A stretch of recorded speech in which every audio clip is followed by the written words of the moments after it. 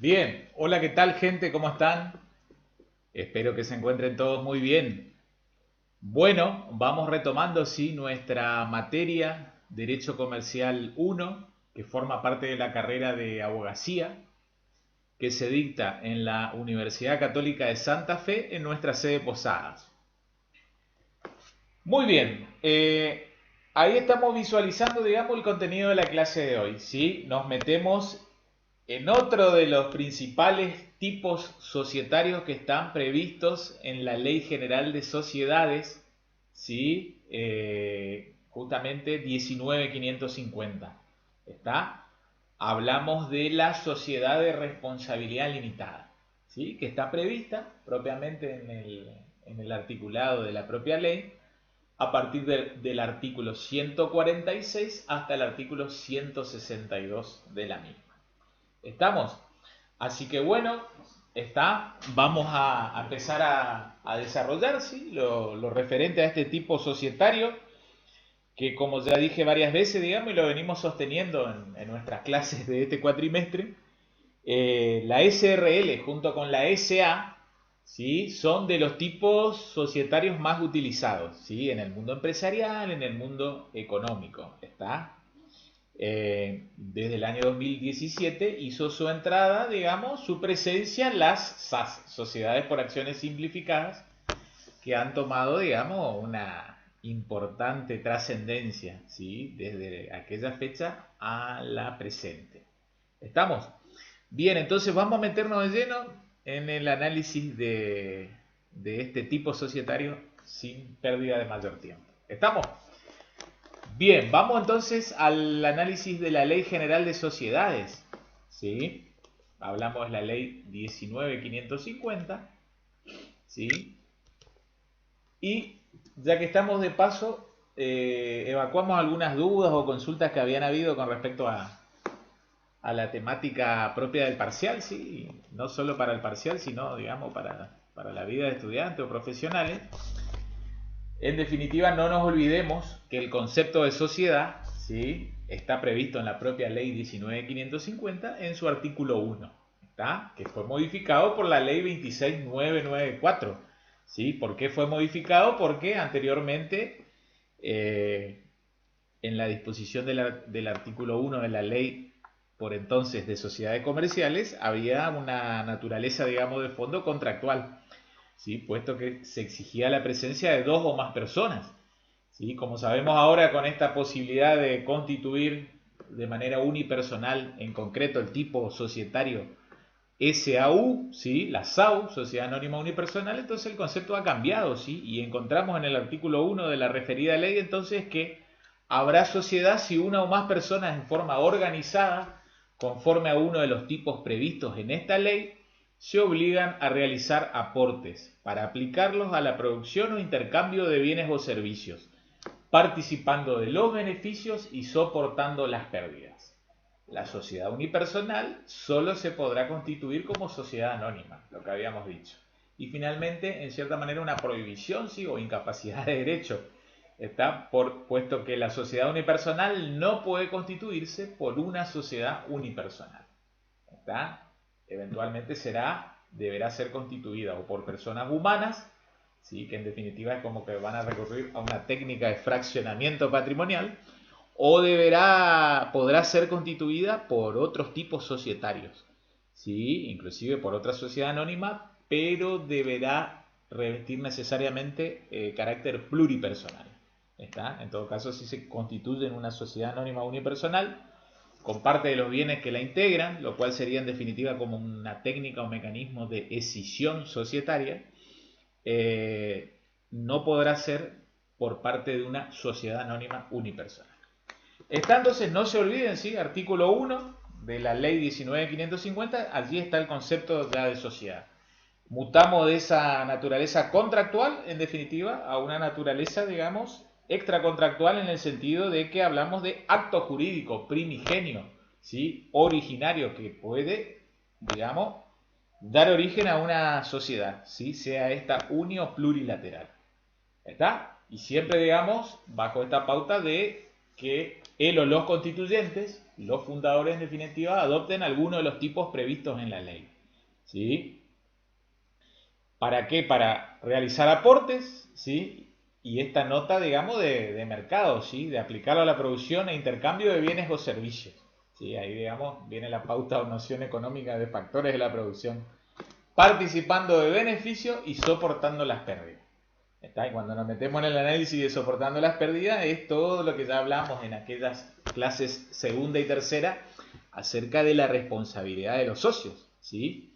Y habíamos concluido que hablar de sociedad de por sí no implica que el socio adopte, ¿sí?, una responsabilidad limitada, sino que hay que hacer la distinción según frente a qué tipo societario estemos en presencia, ¿sí?, o cuál estemos analizando, ¿sí? Puesto que las sociedades personales, ¿sí?, que es otra, digamos, los temas de parcial, clasificación de las sociedades, sociedades de tipo personal o más, o por otro lado sociedades de tipo capital, digamos, sociedades de capital, ¿sí? Y encontramos a la SRL como un híbrido, algo con, digamos, contando con elementos de sociedades de tipo personal, pero con gran aroma o gran naturaleza ya de una sociedad de capital, ¿sí? Bien, entonces les decía, no nos olvidemos las sociedades que sí conllevan, ¿sí?, por la disposición de la propia legislación específica, una limitación de responsabilidad, ¿sí?, que se limita al aporte, ¿sí?, al aporte suscripto. ¿Está? Y habíamos hecho esa distinción, ¿sí?, esas nociones de aporte integrado, ¿sí?, y de aporte suscripto. ¿Está? Que hoy volvemos a repasar porque nos va a tocar en materia de las SRL volver a repasar esas nociones de capital suscripto y capital efectivamente integrado. Ya que estamos, lo vemos allí al artículo 2, lo leemos. La sociedad es sujeto de derecho, está con el alcance fijado en esta ley, ¿sí? Y si hoy vamos al propio Código Civil y Comercial, vamos a encontrar en el artículo 148, ¿sí?, del Código Civil y Comercial, en su inciso A, si mal no recuerdo, propiamente a las sociedades en general, ¿sí?, sin hacer distinción esto de sociedades civiles o comerciales, vamos a encontrar a las sociedades, ¿sí?, como el primer ejemplo, digamos, como la primera opción del catálogo de menú de personas jurídicas privadas, está dentro del derecho positivo argentino. Bueno, ahora sí, hecha esa pequeña aclaración, vamos al contexto de las SRL, ¿sí?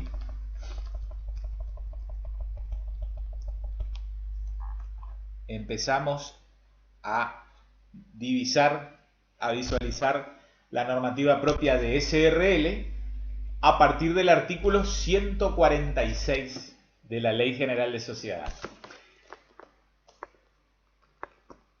Entonces, reafirmamos, ¿sí?, esto que venimos hablando. La SRL, digamos, y para una provincia como la nuestra, ¿sí?, cuya matriz económica está fundamentalmente se aboca al sector primario de la economía, ¿sí?, agrícola, forestal, ganadero, ¿sí?, también en cierta manera hasta minero, pero en minas de segunda y tercera categoría, ¿sí? Y principalmente la actividad comercial en los ámbitos urbanos, ¿sí?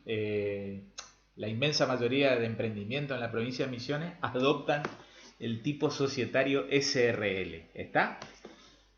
Minoritariamente, sí, pero con una importancia que ha llevado a que tengamos que haber estudiado en la primer clase de, digamos, de los tipos en especial, hablamos un momento de las SA, ¿sí? Pero digamos, en la provincia de Misiones, si uno compara SA frente a SRL, ¿sí?, va a encontrar, digamos, que la mayoría de los tipos societarios han adoptado este ropaje, ¿sí?, el ropaje de sociedad de responsabilidad limitada.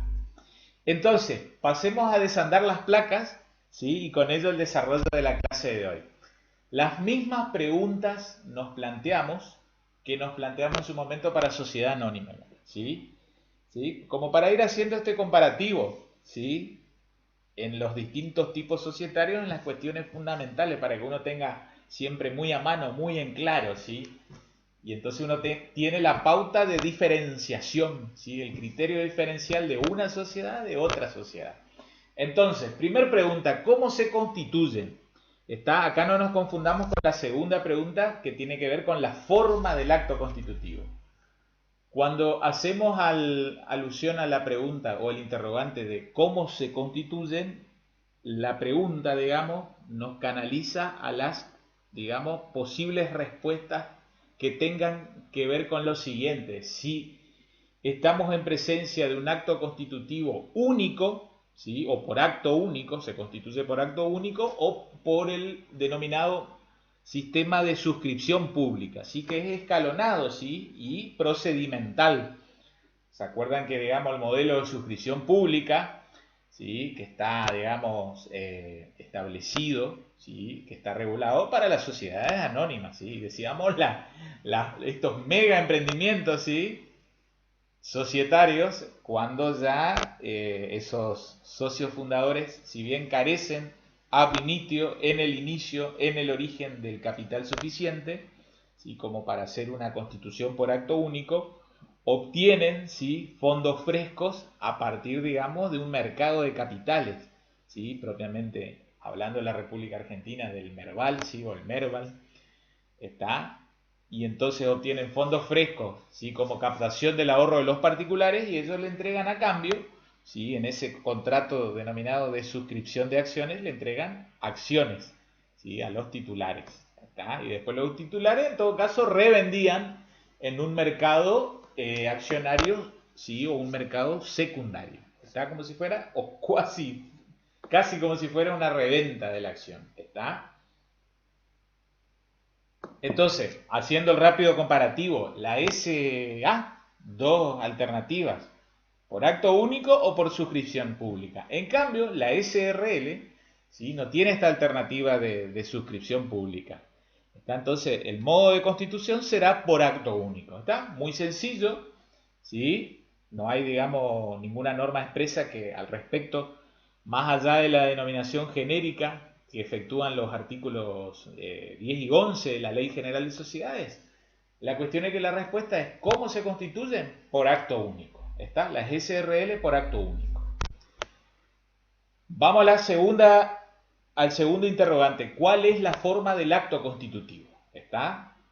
Recordamos que en materia de SA, ¿sí? La forma del acto constitutivo, la pauta legislativa, ¿sí? La pauta de la propia Ley General de Sociedades, nos daba la respuesta de instrumento público, ¿está? Pero también hicimos esa bajada, ¿se acuerdan que yo abrí tipo el archivo de Word como si fuera un pizarrón y les dije, si uno quiere empezar, digamos, a distinguir, no nos olvidemos que instrumento público es un género, ¿sí? Y hay, digamos, especies dentro de ese género amplio que es instrumento público, ¿está? Un instrumento público es autorizado, ¿sí? Por alguien, ¿sí? Que ejerce función pública o alguien que detenta la función pública. Entonces, atendiendo al origen, ese instrumento público en general, después nos metemos en el repaso del tema societario, podía ser de origen notarial, judicial o administrativo. ¿Sí? Cuando nos metimos en forma de SA dijimos, si bien la Ley General de Sociedades habla de instrumento público en general, sin hacer alusión si es de índole notarial, administrativo o judicial, lo cierto es que ya esta evolución que ha tenido desde la década del 70 del siglo pasado, la Ley General de Sociedades, hacemos mención de que propiamente estaríamos en presencia de un instrumento público de origen notarial, ¿sí? Concretamente escritura pública ante escribano de registro, ¿sí? Y escribano de registro puede ser un escribano en la provincia de Misiones titular, adscripto, suplente, regente o interino, ¿sí? En la inmensa mayoría de casos, ¿sí? Vamos a comparecer a escribanía para formalizar este y otros instrumentos públicos, esta y otras escrituras públicas frente a escribanos titulares y adscriptos. ¿Estamos? Bien, vamos ahora a la bajada de la sociedad de responsabilidad limitada, ¿sí? ¿Cómo se constituyen? ¿Sí? Ya dimos la respuesta el anterior interrogante. Por acto único. ¿Bajo qué forma? Es decir, ¿cómo debe manifestarse la voluntad de los socios fundadores de una SRL? ¿Sí? Y acá no encontramos una pauta legal, reglada, estipulada, pergeniada para el propio tipo societario de SRL. ¿Sí? Cuando estudiamos SA, ¿se acuerdan que ya en el articulado, ¿sí? En la normativa propia de SA había un artículo específico, ¿sí? En la parte de SA. En cambio, en materia de SRL nos manejamos bajo la pauta genérica que trae la Ley General de Sociedades para todos los tipos societarios. Entonces, lo que vamos a leer ahora es aplicable a todas las demás sociedades. Vean qué interesante. ¿Sí? Es como, digamos, una forma residual, marginal, que se aplica en tanto y en cuanto algún tipo societario contenga una regulación específica en su propio articulado. Y así es como funciona la SA. Por eso a la SA le aplicamos su normativa específica, ¿sí? Que menciona esta noción o pauta de instrumento público. Está haciendo la bajada, escritura pública ante escribano de registro. En cambio, en SRL, ¿sí? Nos situamos en el análisis de la propia ley, van a ver que a partir del artículo 146, ¿sí? Y lo cierto es que la normativa propia de SRL va del 146 al 162. Si ustedes leen esa serie de artículos, no van a encontrar algún artículo que bajo el epígrafe de forma disponga o regule algo en específico para el tipo societario SRL. Entonces vamos a a los primeros artículos de la Ley General de Sociedades, ¿sí? Vamos a los inicios, a los albores de este excelente cuerpo normativo, ¿sí? Y lo cierto es que nos manejamos con el dispositivo legal del artículo 4, ¿está? De la Ley General de Sociedades. Ahí ustedes lo ven, bajo este epígrafe de forma, el contrato por el cual se constituya o modifique una sociedad se otorgará por instrumento público o privado. ¿Está? El contrato por el cual se constituya o modifique una sociedad se otorgará por instrumento público o privado. ¿Está? ¿Qué sucede entonces? Vean, para SA ya hablamos de instrumento público en aquel momento, ¿sí? Hacíamos la bajada y simplificábamos diciendo de manera directa, digamos, contundente, escritura pública ante escribano. ¿Está? Por escritura pública en protocolo de un escribano.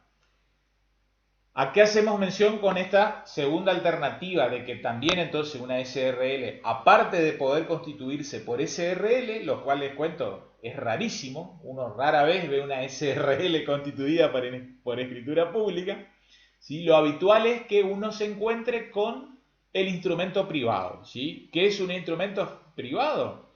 Ustedes ya saben que en el nuevo Código Civil y Comercial hace una clasificación bipartita de los instrumentos. Frente a los instrumentos públicos se encuentran los instrumentos particulares. Y los instrumentos particulares podrán estar firmados o no firmados.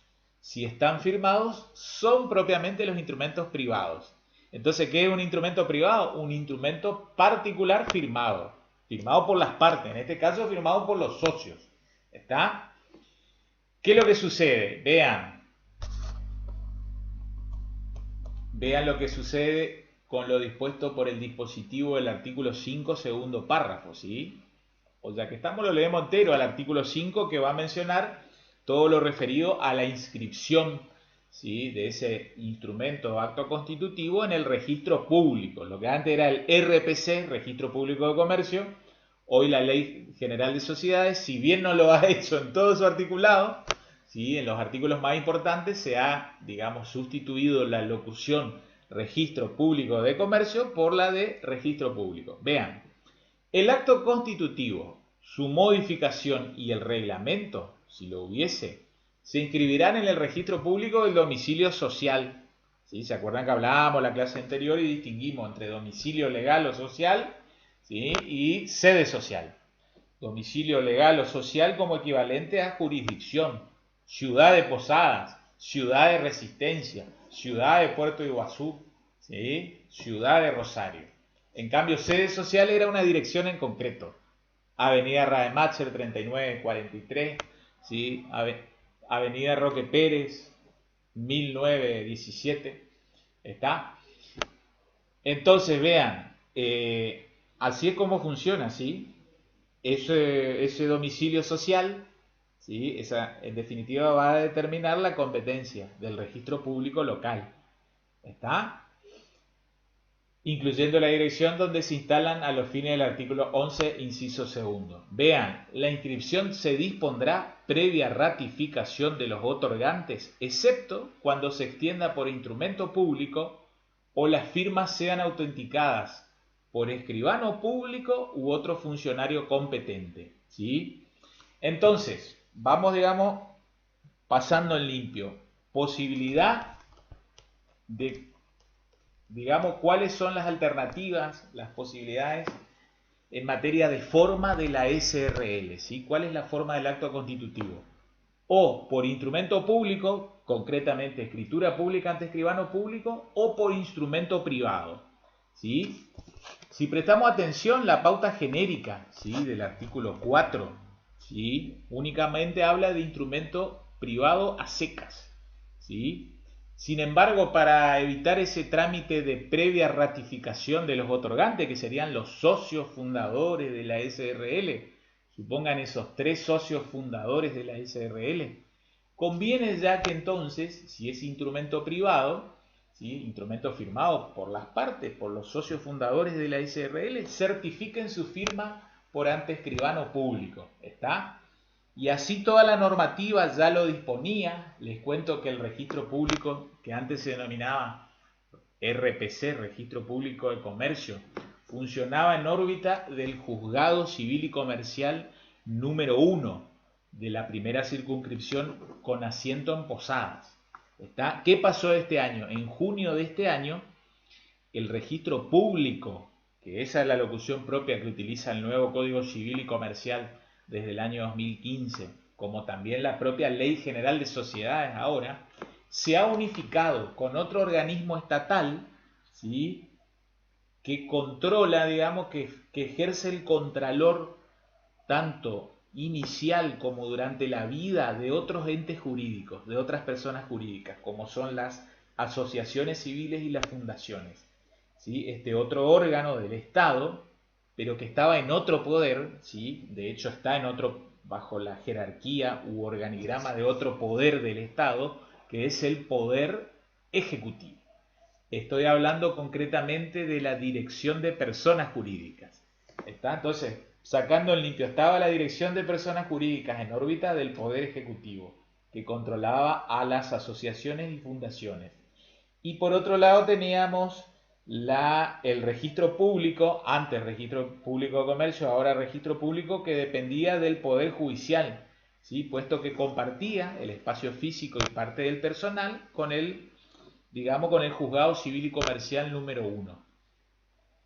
¿Qué pasó? Esto se ha fusionado ahora, ¿sí? Se han fusionado, ¿sí? Entonces funciona en un solo órgano, que hoy se conoce con el nombre de Dirección Provincial o Dirección General de Personas Jurídicas y Registro Público, ¿está? Que tiene su sede, ¿sí?, en la ciudad de Posadas, por la avenida Roque Pérez, a una cuadra de la avenida Corrientes, ¿sí?, continuación Roca. ¿Está? Es como que yo le diga, es la continuación de la calle Jujuy, ¿sí?, pero del lado, ¿sí?, o hacia la chacra en definitiva del Parque Paraguayo, no en las manzanas del centro de la ciudad.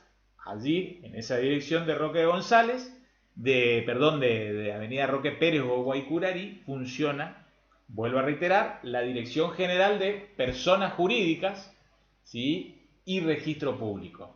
¿Por qué se ha fusionado? Porque vean, acá en materia de SRL no tenemos tantas complicaciones, pero de paso voy complementando algo que tiene que ver con SA, que fue el tema que hablamos en la clase anterior. ¿Se acuerdan que las sociedades anónimas deben constituirse por instrumento público? ¿Sí? Concretamente, escritura pública ante escribano.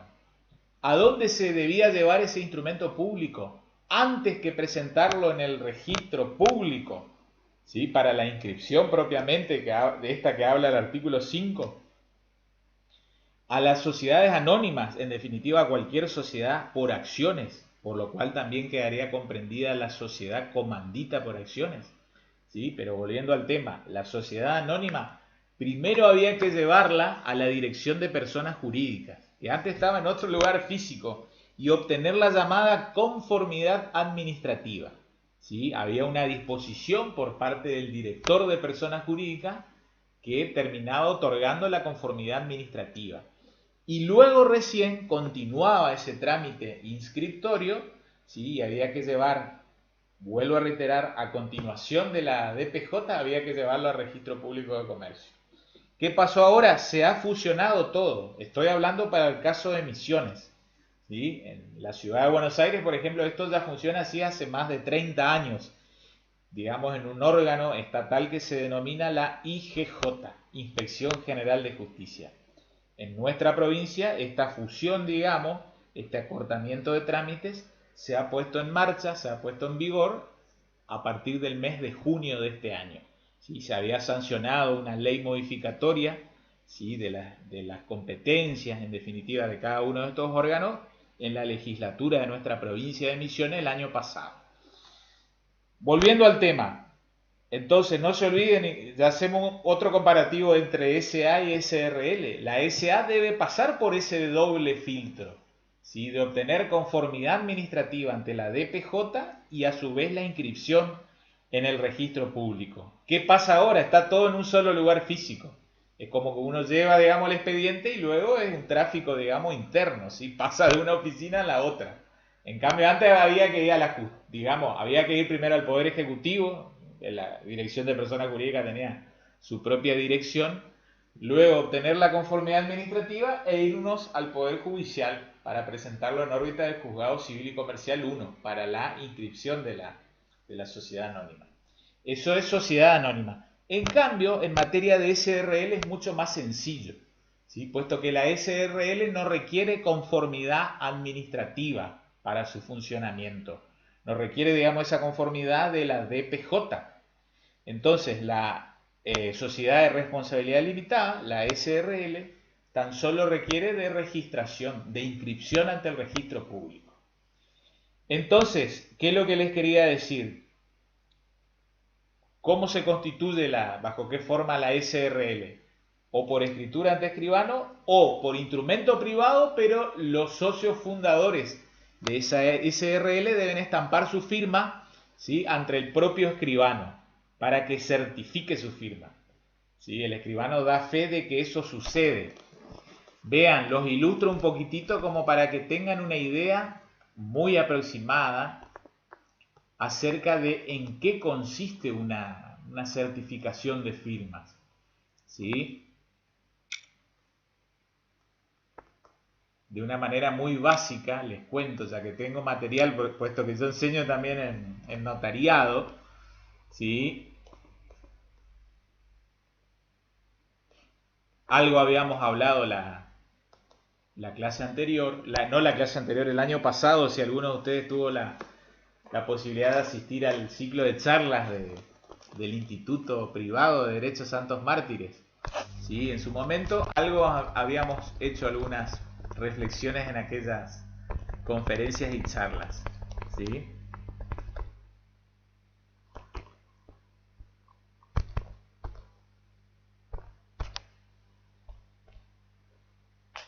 Vean, vamos a poner en pantalla completa, ¿sí? Una cosa es que, digamos, la SRL o la SA se otorgue por escritura pública, ¿sí? Que les cuento que la escritura pública son esas hojitas, ¿sí? Que ustedes ven allí de manera individual. El escribano las compra de a 10 o múltiplos de 10 en el colegio, ¿sí? Eso es protocolo, hoja de protocolo. Ahí se formalizan escrituras y actas notariales, ¿sí? Ese protocolo siempre queda bajo custodia del escribano titular y el escribano expide copia o testimonio legalmente, digamos, expedido. Pero así nace, ¿sí? El protocolo, de manera, digamos, simple, digamos, muy humilde, hojas individuales, ¿sí? ¿Qué pasa? Con el correr del tiempo, al finalizar el año, el escribano sí debe encuadernar o entomar. Y ahí sí se transforma en un libro, como acá ven ustedes, con una tapa gruesa, con una descripción en el lomo. Pero eso, digamos, es ex post facto, después de los hechos. Eso es una escritura pública. Entonces, las SA y las SRL, ¿sí? Una alternativa es otorgarla ante escribano por escritura pública.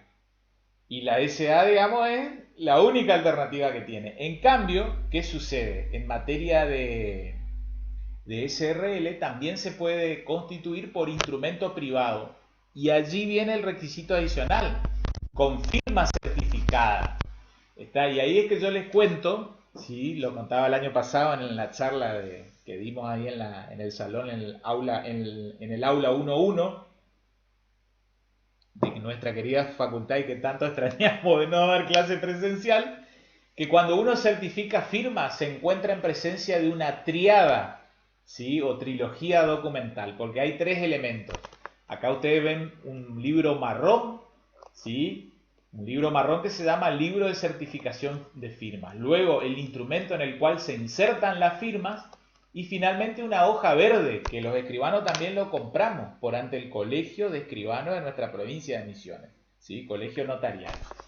Muchos, digamos, inclusive alumnos que empiezan a estudiar notariado, que ya son abogados, creen que el protocolo es este libro de tapa marrón, ¿sí? Porque hay veces que el escribano cuando va a firmar, sobre todo afuera, por ahí en un banco, en una inmobiliaria, y llega con sus hojas humildes, ¿sí? La gente firma esas hojitas azules, cree que, digamos, que eso tiene menor valor que este libro marrón, cuando en realidad esas hojitas azules, así como ustedes lo ven, es la propia, digamos, escritura pública como forma prevista, digamos, como mayor solemnidad prevista en el Código Civil y Comercial. ¿Sí? Los actos más importantes de la vida, la venta de un inmueble, la donación de un inmueble, un testamento por acto público, se hacen en esas hojitas humildes, que luego se transforman en un tomo. Entonces les contaba así de manera, digamos, humorística. ¿Qué pasa? Hay veces que uno se presenta en el banco o una inmobiliaria y creen, solo con esas hojas, y creen que el escribano se olvidó el libro. Ese escribano no trajo el libro. El tema es que el libro ese de tapa marrón, ¿sí? Es, digamos, uno de los elementos del procedimiento de certificación de firma. Y lo cierto es que los escribanos certificamos firma en instrumentos privados, es decir, en instrumentos que tienen menor raigambre o menor jerarquía que una escritura pública. ¿Creen que el escribano cuando no anda con ese libro marrón, digamos, a cuesta, es como que le faltó, digamos, el martillo de Mjolnir a Thor? Más o menos así sucede. ¿Sí? Cuando en realidad este libro marrón contiene lo que se denominan las actas, ¿sí? De requerimiento de certificación de firma. Es el único elemento con el cual se queda el escribano. Es como que yo le diga, vienen a mi escribanía y yo a las partes les hago firmar este libro, les hago firmar el contrato constitutivo de SRL y a ese contrato constitutivo de SRL yo le agrego esta foja verde, le abrocho y le inserto unos sellos, sellos con mi firma, uniendo cada una de las hojas, ¿sí? Entonces en ese momento hemos certificado la firma notarial, ¿sí? ¿Qué sucede entonces? Hay, digamos, un instrumento que autentica, que da fe de que los socios fundadores estamparon su firma en el instrumento privado. Y acá es importante aclarar otra cosa. El instrumento privado, al tener certificación de firma, no es que muta su naturaleza, no es que cambia su naturaleza a pasar a ser instrumento público. No, es un instrumento privado, pero que tiene o goza de certificación notarial de firma. Entonces, sacando en limpio, vuelvo a las hojitas humildes azules, como les decía. En esa hojita humilde azul podemos constituir una SA, ¿sí? O una SRL. ¿Está? El escribano se queda con el original y expide unas copias, ¿sí? Que son las que circulan en la sociedad y que son las copias que, por ejemplo, se inscriben, está en el registro público. Y, digamos, tenemos también la alternativa para las SRL de constituir por instrumento privado. Entonces, supongan ustedes como futuros abogados, profesionales del derecho, ustedes pueden redactar, ¿sí? El contrato constitutivo de la SRL. Luego le llaman a los tres socios fundadores y le dicen, nos encontramos en tal escribanía, vamos a certificar firmas. Entonces el escribano, cuando les atiende, luego de pedirle el documento de identidad, ¿sí? Para que los socios fundadores acrediten su identidad ante el escribano, ¿sí? Con documento idóneo, la cédula del documento de identidad, El escribano le va a tomar la firma en el libro marrón, que es lo único con lo cual se va a quedar el escribano. Le va a tomar la firma en el contrato constitutivo, que no deja de ser instrumento privado, y a ese contrato constitutivo, supongan que el contrato constitutivo tiene 4 hojas, ¿sí? Y a esas 4 hojas le abrocha en la parte final esta hojita de color verde, que el escribano luego la completa, digamos, con sus datos de individualización, día, fecha, y él solo estampa, firma y sello. Entonces el escribano se queda con un acta de requerimiento en ese libro marrón, como para tener algo para justificar y decir: el día lunes 12 de octubre del 2020 vinieron tales personas a mi escribanía y me rogaron, me requirieron que querían certificar su firma en un contrato constitutivo de SRL. ¿Está? ¿Qué es lo que se le devuelve a las partes? Supongan 2 o 3 ejemplares del contrato de SRL, del contrato constitutivo de SRL, que tienen adosadas, abrochadas esta hoja que se denomina foja de certificación de firma. Entonces, esta es la segunda variante, ¿sí?, bajo la cual se puede constituir, en definitiva, una sociedad de responsabilidad limitada. ¿Estamos? Muy bien. Volvamos entonces a la cuestión societaria, ¿sí? No nos olvidemos entonces, en materia de SRL, 2 maneras de constituir, ¿sí? Escritura pública o instrumento privado con firma certificada. ¿Cómo se representa el capital social? Esto sí encontramos respuesta expresa en la propia ley, ¿sí?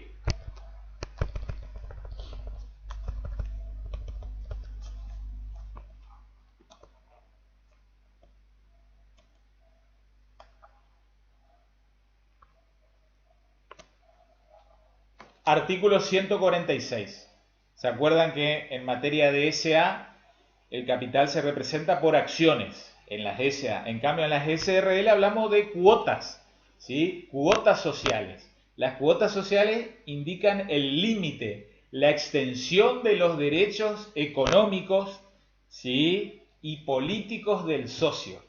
¿Está? Trabajamos bajo esta misma noción que en las SA. En las SA no nos olvidemos que las acciones podían conferir derechos políticos y económicos, ¿sí? Hay que leer siempre el estatuto de cada SA, ¿sí?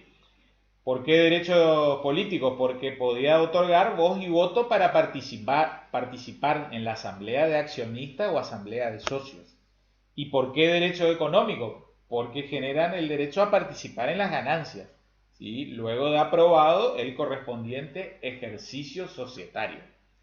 Lo mismo en materia de SRL. El tema es que no hablamos de acciones, sino que, digamos, esa participación se expresa en las cuotas sociales. El capital en concreto se divide en cuotas sociales. ¿Está? Y vean, después nos vamos a meter en esto del límite, la cantidad de socios que puede tener una SRL, que ahí lo ven en el segundo parágrafo del artículo 146. No más de 50 socios, ¿sí? No más de 50 socios. Esto también, digamos, acá es como que esta SRL que pretende ser de capital medio que se va para el lado de sociedad personal, ¿sí?, al no admitir una mayor cantidad que de 50 socios. Y vean, otra cuestión referida a la cuota social, ¿sí? Las cuotas sociales tendrán igual valor, ¿sí?, y debe ser equivalente a pesos 10 o sus múltiplos. ¿Está? Estamos 10 o sus múltiplos, ¿sí? Tradicionalmente de 10 pesos o de 100 pesos. Alguna que otra vez vemos que cada cuota social representa 1000 pesos. Está tradicionalmente expresado en 10 o 100 pesos. ¿Está? Pero no nada obsta que sea 1000. Siempre que sea, digamos, la cuota expresando un múltiplo de 10, no hay inconvenientes. ¿Estamos? Muy bien.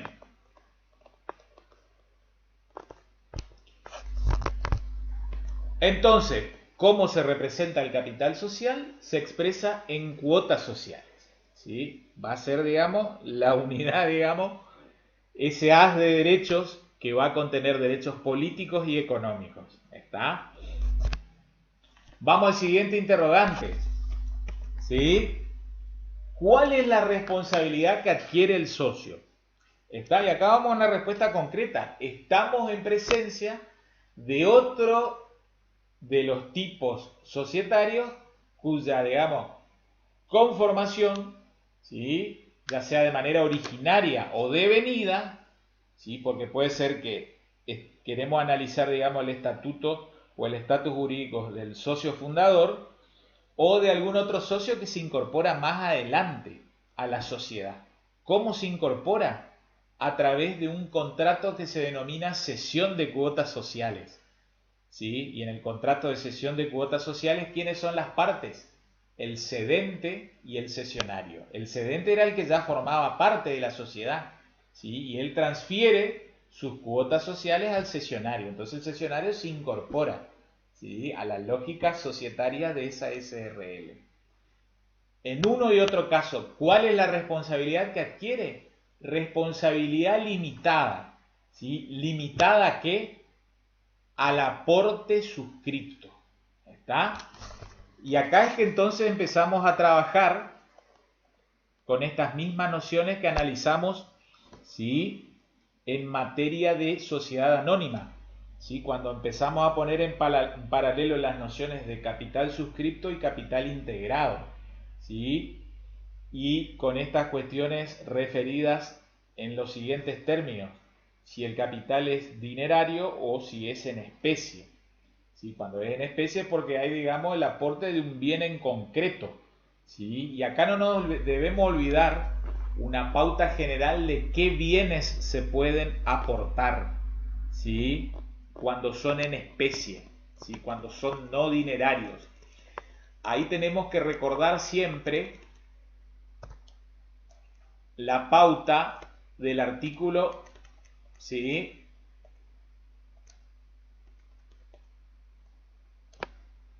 39. Es, digamos, un concatenado del 38, ¿sí?, con el 39, porque el 39, digamos, es el propio y específico, ¿sí?, para sociedades anónimas, para sociedades de responsabilidad limitada y para sociedad comandita por acciones. Artículo 39. En las sociedades de responsabilidad limitada y por acciones, ¿cuáles son por acciones? La SA, ¿sí?, sociedad anónima, y la sociedad comandita por acciones. El aporte debe ser de bienes determinados, susceptibles de ejecución forzada. ¿Qué significa que sea susceptible de ejecución forzada? Que uno pueda rematar, ¿sí?, que uno pueda ejecutar, ¿sí?, que uno pueda, procesalmente hablando, solicitar su embargo para luego su posterior venta en remate judicial al mejor postor. Entonces, de tal manera, con ese producido de la venta, eventualmente él o los acreedores irán a cobrar sus acreencias de la venta judicial que lleve adelante el martillero público. Entonces no nos olvidemos, esto sirve tanto para SA como para SRL. ¿Cómo tiene que ser el aporte? Si no es dinerario, digamos, si no es platita, ¿sí?, puede darse un aporte en especie, ¿sí?, pero ese aporte en especie tiene que ser un bien determinado, como que yo les diga, un automotor, una motocicleta, ¿sí?, un inmueble. ¿Estamos? O por ahí puede ser hasta un bien, digamos, no registrable, ¿sí? ¿Qué sé, de una pantalla LED? Hoy ustedes ven de una computadora nomás, hasta una notebook cualquiera, 0 kilómetros, te sale alrededor de 80, 100 mil pesos, ¿sí?, digamos, de gama media, media alta. ¿Sí? Entonces, tranquilamente hasta se pueden aportar esos bienes. ¿Sí? En ese caso, el embargo propiamente consiste en un secuestro para posterior venta en remate judicial. ¿Está? Pero bueno, tradicionalmente cuando el aporte no es dinerario, les cuento que lo que se suele aportar es, digamos, el dominio de un inmueble, ¿sí?, o de una motocicleta, o de un automotor, ¿sí? Ya es mucho más raro ver un aporte de un dominio sobre un buque, ¿sí?, o digamos, un barco, y me hay que hablar de una aeronave. ¿Está? Pero en definitiva encuadra en estos lineamientos de que estamos en presencia de bienes susceptibles de ejecución forzada. No se olviden el artículo 39. Entonces, volvamos a la parte específica de SRL, ¿sí? Que funciona de idéntica manera que en las SA. ¿Por qué? Porque si es dinerario, si es platita lo que se pretende aportar, ¿sí? En el acto constitutivo, ¿sí? En ocasión del acto constitutivo, que les cuento como para ir puliendo terminología. Cuando hablamos de SA, tradicionalmente hablamos de acto constitutivo y estatuto, ¿sí? Y de una manera así, digamos, más veloz o rápida, hablamos generalmente del estatuto de la SA. En cambio, en materia de SRL no hablamos del estatuto de la SRL, sino que hablamos técnicamente del contrato constitutivo de la SRL. ¿Está? Lo cierto es que el contrato constitutivo de la SRL, que como recién estudiamos en materia de formas, puede constituirse por escritura pública o por instrumento privado con la firma certificada, ¿sí? En definitiva, hay un acto constitutivo, ¿sí? Que se formaliza en alguna de esas formas. Pero vuelvo a reiterar, en materia de SA, uno cuando quiere, digamos, hacer mención o alusión a que hay que leer o estudiar el estatuto de la SA. Y si es, digamos, de la SRL, hay que leer o estudiar o interpretar el contrato constitutivo de la SRL. Entonces, ¿qué sucede? Si en ese contrato constitutivo de la SRL los socios fundadores pretenden, digamos, aportar bienes no dinerarios, bienes dinerarios, sucede lo mismo, la misma lógica o mecánica, ¿sí? Deben, digamos, suscribir íntegramente el capital al cual se comprometieron, ¿sí? Suscripción íntegra, es decir, 100% del capital al cual se obligan, pero deben integrar efectivamente al menos, cuanto menos, el 25%. ¿Está? Esto es lo que surge de la lectura del artículo 149, ahí ustedes lo ven. El capital debe suscribirse íntegramente en el acto de constitución de la sociedad, ¿sí? Los aportes en dinero deben integrarse en un 25% como mínimo y completarse en un plazo de 2 años. ¿Está? La misma lógica otra vez, ¿sí? Acá yo los llevo al mismo cuadrito que aprovechamos en materia de SA, ¿sí? Yo los llevo y lo he adaptado para las SRL, ¿sí? Acá tenemos este archivo de aportes suscriptos e integrados en la SRL que yo les voy a mandar a sus correos también junto con el material audiovisual, digamos, de la clase. Vean, ¿sí? En vez de que estábamos queriendo constituir el tornillo SA, vamos a constituir el tornillo SRL, ¿sí? Hagamos de cuenta que el capital social de nuestra sociedad, ¿sí? De nuestra SRL, ¿sí? Equivale a 400.000 pesos. Supongamos nuevamente que tenemos la presencia de 4 socios fundadores, socio A, B, C y D, ¿sí? Cada uno de ellos suscribe, ¿sí? Un capital equivalente a 100.000 pesos, ¿sí? Eso es capital total suscripto. Cada uno de ellos 100.000 pesos, son 4, el total hace a 400.000 pesos. Es lo que leímos en el artículo 149. El capital debe suscribirse íntegramente en el acto de constitución de la sociedad. ¿Sí? Ya en ese contrato constitutivo de SRL deben efectivamente integrar cuanto menos el 25% del mismo. Entonces, el 25% de esos 100.000 pesos a los cuales cada socio se comprometió a aportar equivale a 25.000 pesos.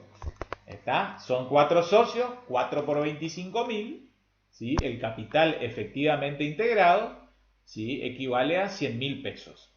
¿Sí? Y esto es lo dispuesto por el artículo 149 en su segundo parágrafo o párrafo.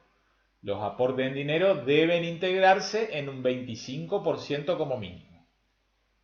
¿Qué es lo que falta entonces? Falta un saldo complemento, ¿sí? Tanto para el socio A, para el socio B, para el socio C, como para el socio D. ¿Sí? A cada uno le falta aportar 75.000 pesos.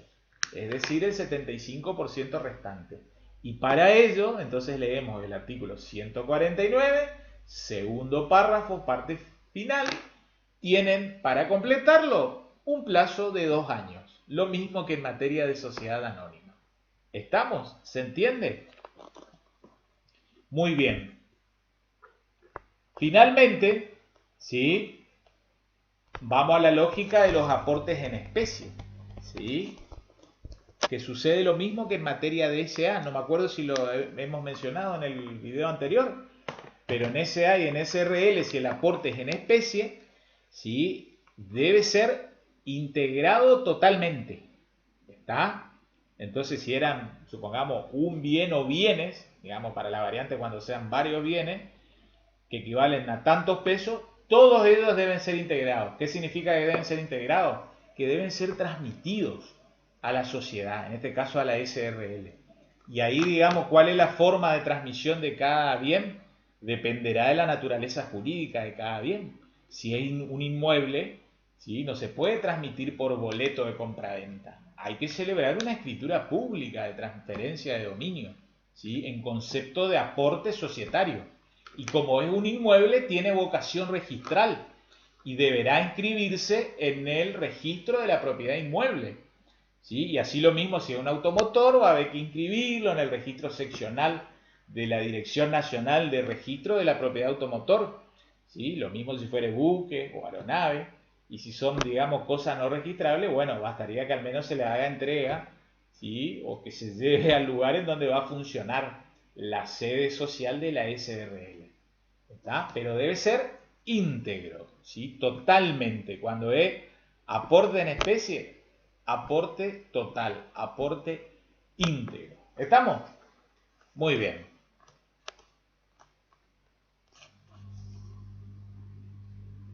No se olviden, digamos, otra cuestión relacionada con responsabilidad de los socios, ¿sí? Este artículo 150 que allí juega y tiene, digamos, su interpretación a esto de que los socios garantizan solidaria e ilimitadamente a los terceros la integración de los aportes. ¿Qué significa esto? Abro otra vez el cuadrito de nuestro contrato constitutivo, el tornillo SRL, ¿sí? Significaría lo siguiente, ¿sí?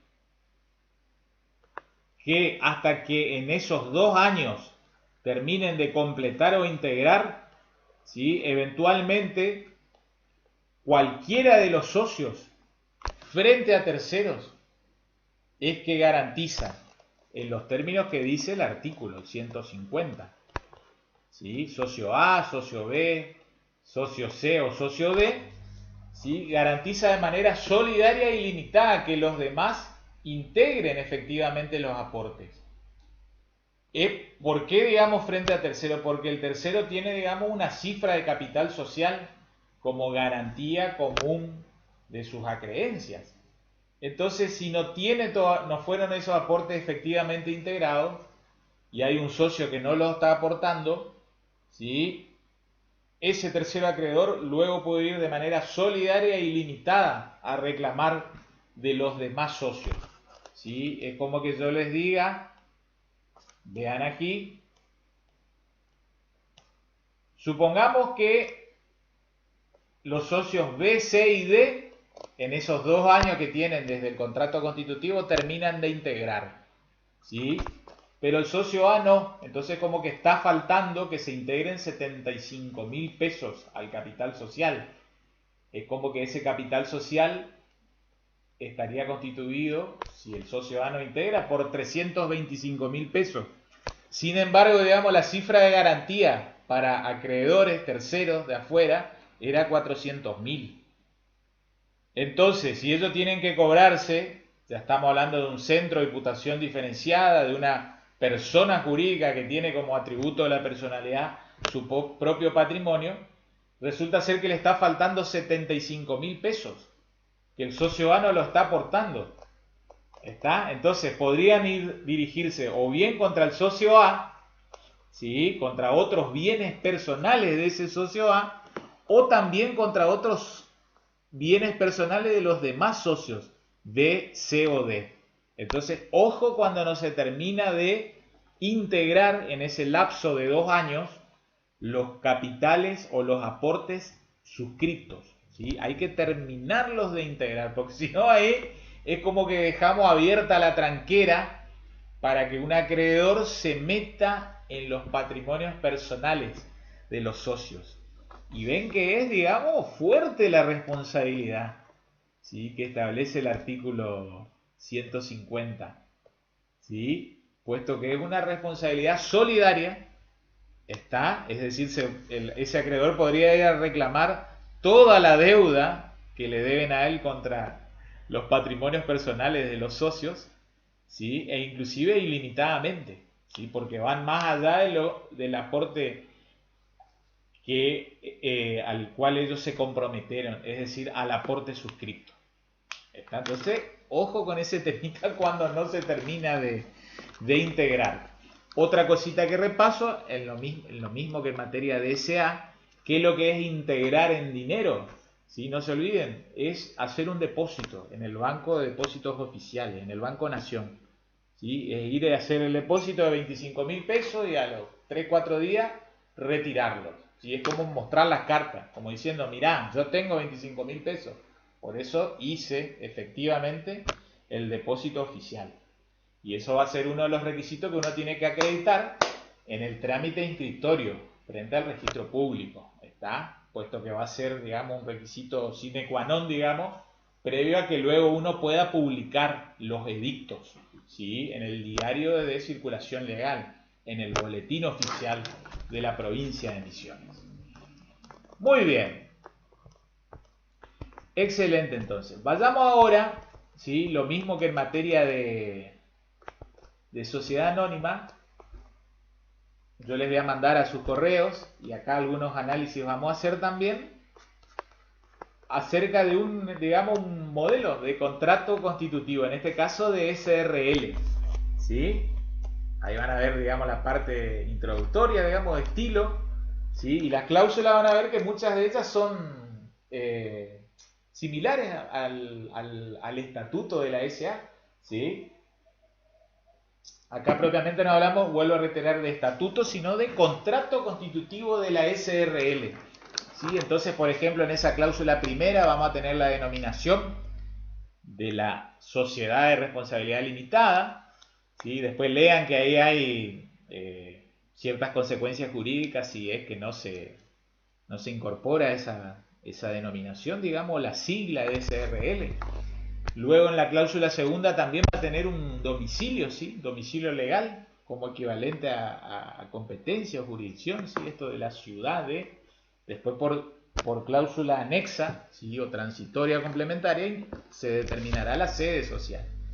También va a tener un plazo de duración, ¿sí? Por ejemplo en la cláusula tercera, esto que yo les dije que de estilo se establece que tendrá su plazo de duración por 99 años, entonces nos aleja los fantasmas de prórroga, reconducción, de disolución, al menos por una buena cantidad de años, que no creo que todos lleguemos a ello, ¿sí? A ese plazo.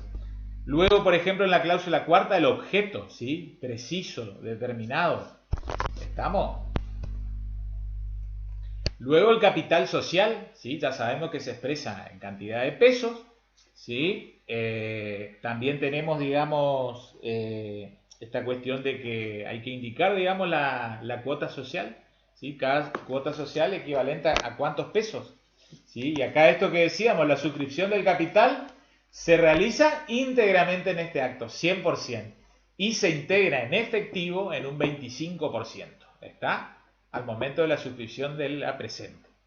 Los socios se obligan a integrar el saldo en un plazo no mayor de 2 años, contado a partir de la fecha de inscripción en el registro público de comercio. ¿Estamos? A diferencia de las SA, no hay capital social mínimo, ¿sí? ¿Se acuerdan que el de la SA había quedado bastante desactualizado? En SRL no hay capital mínimo, pero hay un contralor, digamos, por la autoridad de registro público, atendiendo a que a la mayor extensión o menor extensión del objeto social. ¿Sí? Supongamos que constituimos una SRL con todas estas cosas: comercial, industrial, servicio, mandatario, inmobiliaria, financiera. Bueno, si ponemos todos esos objetos en plural, seguramente nos va a pedir un interesante capital social como mínimo, ¿sí? Como cifra de garantía de patrimonio, ¿sí? De garantía común frente a los terceros acreedores. Bien, y ya nos vamos a meter en la cuestión orgánica. Ahí está, volvamos a la plaquita que estamos desarrollando. ¿Cuáles son los órganos de la SRL? ¿Está? Habíamos hecho ya la locución varias veces, mencionamos, ¿no es cierto?, que el tipo societario que mayor complejidad orgánica, ¿sí?, representaba era el de la SA. ¿Sí? ¿Se acuerdan que la SA, cuanto menos, nacía con dos órganos?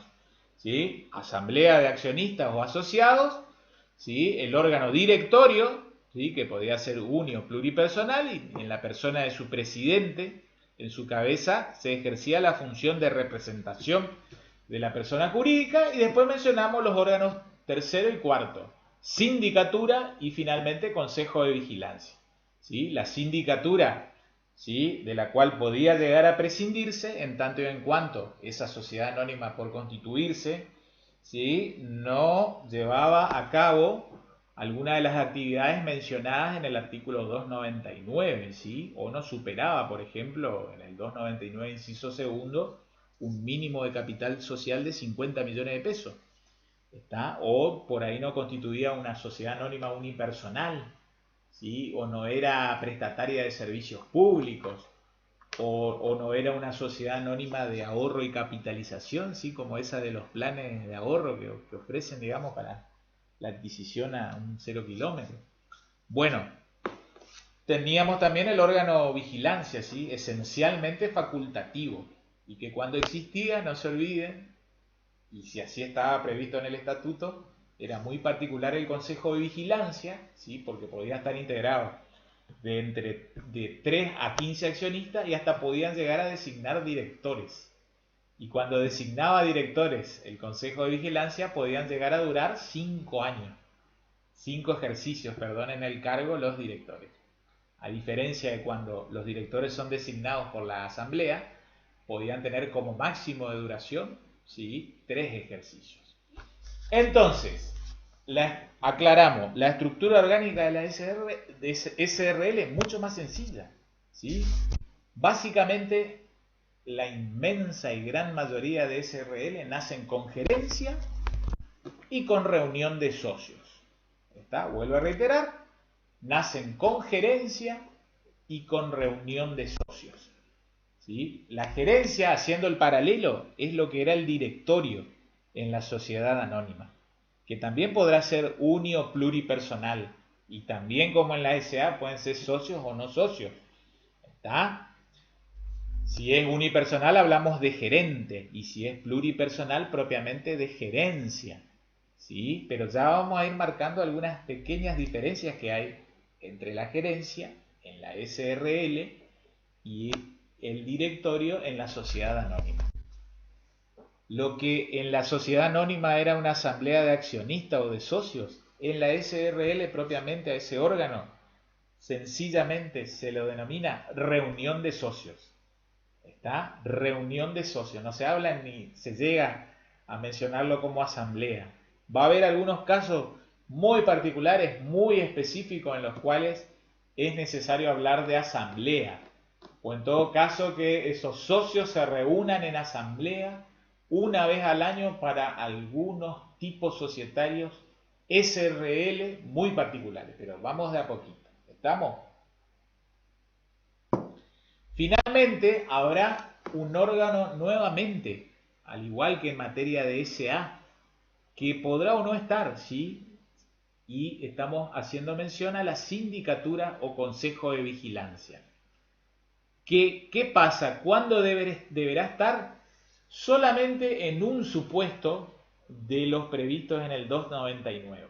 ¿Sí? Si es una SRL que encuadra en uno de los supuestos previstos del artículo 299, que llevaban a que una SA tenga obligatoriamente sindicatura, ¿sí? Resulta ser que solo en uno de los supuestos, no en los 7 incisos del 299, si se verifica, y el 299 inciso B, que ya vamos a ver cuál es, la SRL va a tener que prever este tercer órgano, sindicatura o consejo de vigilancia. ¿Está? Entonces repasamos cuáles son sus órganos. Gerencia, reunión de socios, obligatoriamente deberán hacer con esa estructura. Y si la SRL encuadra en el 299, inciso B o segundo, también sindicatura, o también podrá, digamos, dársele la denominación de consejo de vigilancia. ¿Sí? Sindicatura o consejo de vigilancia como tercer órgano que en definitiva lleva adelante la función de fiscalización interna, privada de la SRL. ¿Está? Entonces, la gerencia, vuelvo a reiterar, es como el directorio de la SA. ¿Sí? Lleva adelante la función de administración, ¿sí? Y primordialmente también de la representación frente a terceros, ¿sí? Supongan que ustedes algún día van a ser los abogados de SRL. Entonces el gerente, lo mismo que era el presidente de una SA, si debía otorgarle el poder a ustedes, ir a escribanía y otorgar frente a escribano un poder para ustedes como futuros profesionales del derecho, lo mismo en la SRL. Debe ir el gerente, o hay veces que hay gerencia plural y con necesaria participación de ambos o todos los gerentes, deberán ir a escribanía a otorgar ese poder al profesional del derecho para que represente procesalmente en juicio a la SRL. ¿Está? Entonces vuelvo a reiterar, la gerencia es como el directorio de la SA y lleva adelante la función de administración, ¿sí? Y representación. La reunión de socios es el paralelo de la asamblea de accionistas en la SA y lleva adelante la función de gobierno de la sociedad. ¿Por qué de gobierno? Porque en la reunión de socios, como en la asamblea de accionistas en la SA, se deciden las cosas más importantes de la sociedad. ¿Sí? Por ejemplo, cambiar de objeto, ¿sí? Modificar el contrato constitutivo y eventualmente disolver la sociedad, prorrogar, reconducir, ¿sí? Cambios sustanciales en la reunión de socios. ¿Está? Finalmente hay un órgano de fiscalización interna, de control interno. ¿Está? O podría haber, ¿sí? Si es que encuadra en el 299, inciso 2. ¿Sí? Y ese órgano podrá recibir la denominación o bien de sindicatura o de consejo de vigilancia. Así que en esa imagen ponemos esa lupa, está como para controlar los papeles. Y volvemos a esta misma lógica. Si una SRL nace solo con gerencia o con reunión de socios, vuelvo a reiterar, si la SRL nace con gerencia y reunión de socios, acumulativo, pero sin sindicatura o consejo de vigilancia, ¿quiénes ejercen la función de fiscalización?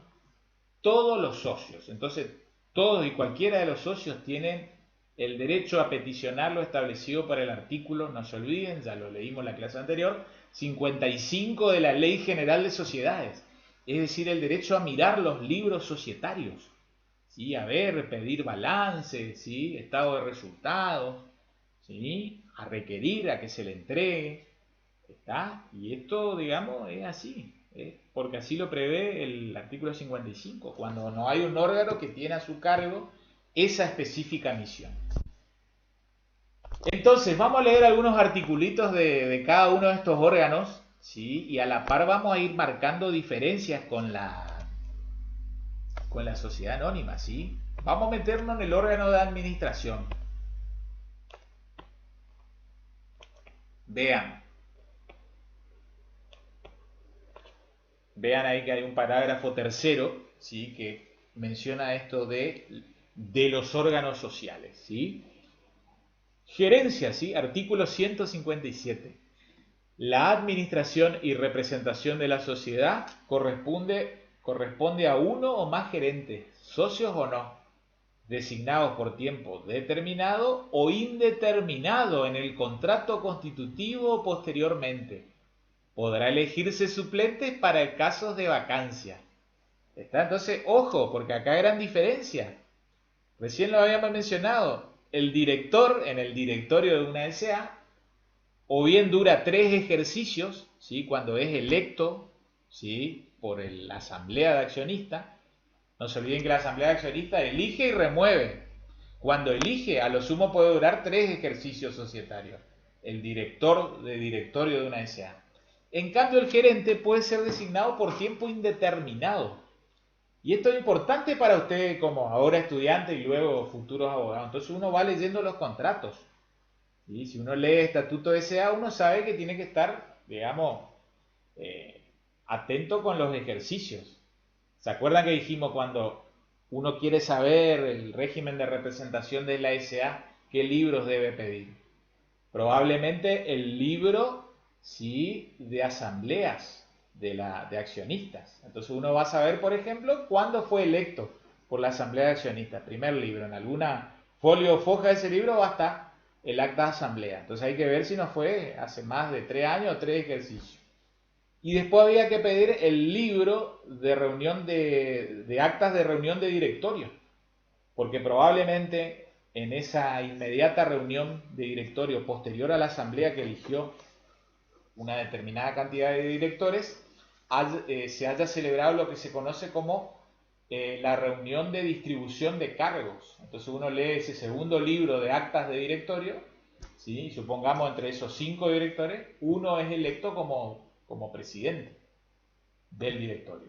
O puede ser que según el estatuto hasta la propia asamblea designe presidente de directorio. Pero bueno, habrá que ver estarse a cada estatuto. ¿Qué sucede en materia de SRL? Esto es mucho más relajado. ¿Sí? Tan solo basta, digamos, que uno vea probablemente el contrato constitutivo. Y si ese contrato constitutivo nunca tuvo reformas, ¿sí? Después vamos a hablar si la cesión de cuota implica reformas, un tema polémico que lo hay en materia de SRL. Lo cierto es que si no hubo reforma, el gerente originariamente designado, probablemente en una cláusula accesoria o complementaria, ¿sí? A ese contrato constitutivo, ese gerente va a tener la representación de la SRL y no está limitado, digamos, temporalmente, ni por año calendario, ni por años, digamos, de ejercicio societario. ¿Está? Entonces, gran diferencia con los directores de directorio en la SA. ¿Está? Vean si es gerencia plural. ¿Sí? Pluripersonal. El contrato podrá establecer las funciones que a cada gerente compete en la administración o imponer administración conjunta o colegiada, como que todos a la vez o alguno de ellos solo para determinados temas. En caso de silencio, se entiende que pueden realizar indistintamente cualquier acto de administración. ¿Está? Ojo entonces, y vean cómo el gerente tiene casi el mismo estatus de director de SA, derechos y obligaciones. Los gerentes tienen los mismos derechos, obligaciones, prohibiciones e incompatibilidades que los directores de sociedad anónima. ¿Está? Y bueno, entonces no pueden participar por cuenta propia o ajena, por ejemplo, en actos que importen competir con la propia sociedad, salvo autorización expresa y unánime de los socios. ¿Estamos? Muy bien. No más palabras, diríamos. ¿Está? No más preguntas con lenguaje de película norteamericana de juicio por jurado. ¿Sí? Cerremos el bloque referido a la gerencia. ¿Sí? 2 o 3 palabritas de sindicatura o consejo de vigilancia. ¿Sí? Que es lo que estábamos por ver ahí en la ley. Fiscalización optativa, ya da el epígrafe. ¿Sí? Introductorio al artículo 158. Puede establecerse un órgano de fiscalización, sindicatura o consejo de vigilancia, no importa la denominación, que se regirá por las disposiciones del contrato. ¿Está? El carácter, digamos, del verbo, ¿sí? Ya indica que es un órgano facultativo. Ya el propio epígrafe del artículo nos da esa idea introductoria. Sin embargo, vean, fiscalización obligatoria, la sindicatura o el consejo de vigilancia son obligatorios en la sociedad cuyo capital alcance el importe fijado en el 299, inciso segundo. Entonces, cuando analizamos este tercer órgano, sindicatura o consejo de vigilancia, esencialmente facultativo, a menos que o salvo que o en tanto y en cuanto no encuadre en el 299, inciso segundo. Es decir, que no haya un patrimonio, un capital social, perdón, superior a 50 millones de pesos. ¿Está? 299, inciso segundo. Tengan capital social superior a pesos 50 millones. ¿Estamos? Entonces, ojo, porque acá muchas veces uno, cuando prepara la materia o al final y con los nervios propios, hay razones para equivocarse. ¿Sí? ¿Por qué? Porque en materia de SA, ¿sí?, el 299, cualquiera sea el caso, lleva a que haya órgano sindicatura u órgano de fiscalización interna. Cualquiera de los 7 incisos. ¿Sí? El 299 tiene 7 incisos. Entonces, si una SA que se está por constituir encuadra en cualquiera de los 7 casos, órgano de fiscalización interna para controlar los papeles, para controlar la gestión de directores, para cuestionar la vida societaria de celebración de asamblea. Está cualquiera de los 7 supuestos. Además, en materia de SA, lleva a que estén bajo Contralor Estatal Permanente, bajo fiscalización externa o fiscalización estatal permanente. Aparte, si encuadran cualquiera de los 7 incisos. ¿Qué pasa en materia de SRL? Solo si encuadran el 299, inciso 2, es decir, una sociedad que va a tener SRL que va a tener más de 50 millones de pesos, solo ese supuesto obliga a que en ese contrato constitutivo sea necesario, sea forzoso, sea obligatorio prever un órgano de contralor o fiscalización interna. Prever, llamémosle, o una sindicatura o un consejo de vigilancia. ¿Está? Solo el 299, inciso 2. ¿Sí? Que sea obligatorio que tenga fiscalización interna con cualquiera de esas dos variantes o rótulo para el órgano de fiscalización, ello no implica decir de que esa SRL va a estar bajo Contralor Estatal Permanente. No, tampoco, dejemos de lado. Es decir, la única relación que hay entre SRL y el 299, inciso 2, o el 299 en general, es solo con el inciso segundo. Que si encuadran el inciso segundo, por ahora y a hoy en día, capital social de más de 50 millones de pesos, en ese caso entonces, ¿sí?, necesariamente va a tener que tener el órgano de fiscalización interna. Pero la SRL no va a estar bajo fiscalización estatal permanente, ¿sí?, del órgano, en este caso DPJ en Misiones, Dirección de Personas Jurídicas, ahora aunado con registro público, no. Es solo para que tenga órgano, sindicatura o consejo de vigilancia para que cumpla la función de contralor. ¿Estamos? Excelente. Muy bien. Y nos vamos metiendo en las 3 plaquitas finales, ¿sí?, de la clase del día de la fecha. Perdón. Hemos tratado del órgano gerencia, hemos tratado del órgano sindicatura o consejo de vigilancia. Vayamos al otro órgano obligatorio que nos está faltando, reunión de socios. ¿Sí? Algunas palabritas para el órgano reunión de socios. Volvamos al articulado propio de Ley de Sociedades, en concreto de la SRL.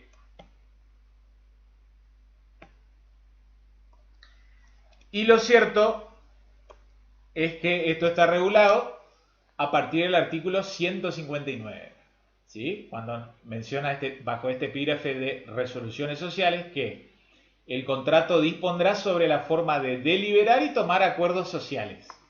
En su defecto, son válidas las resoluciones sociales que se adopten por el voto de los socios, comunicando a la gerencia, a través de cualquier procedimiento que garantice su autenticidad, dentro de los 10 días de habérseles cursado simultáneamente a través de un medio fehaciente, o las que resultan de declaración escrita en la que todos los socios expresan el sentido de su voto. ¿Está?